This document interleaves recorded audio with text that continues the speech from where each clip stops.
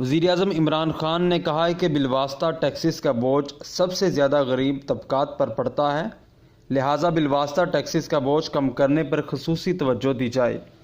عمران خان کی زیر صدارت حکومتی معاشی ٹیم کا اجلاس ہوا۔ اجلاس میں بنیادی اشیاء ضروریہ کی قیمتوں میں کمی لانے اور عام آدمی کو ریلیف فراہم کرنے کے حوالے سے تبادلہ خیال کیا گیا۔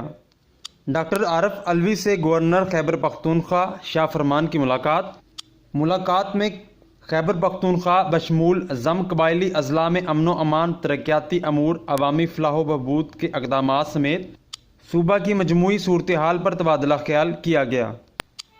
ٹیچنگ ہسپتال ساہیوال میں کرونا ویکسین لگانے کا آغاز کر دیا گیا۔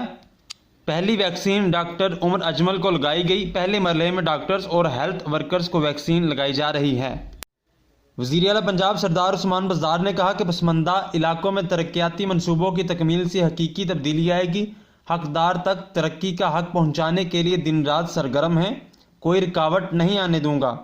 ان خیالات کا اظہار کرتے ہوئے سردار عثمان بزدار کا کہنا تھا کہ پنجاب کے ہر شہر اور ہر قصبے کے لوگوں کی بھرپور خدمت کا عزم رکھتے ہیں اور برسوں سے رکے ہوئے ترقی کے سفر کی وجہ سے بے شمار علاقے پسماندگی کا شکار رہے، جبکہ اب حقیقی تبدیلی آئے گی۔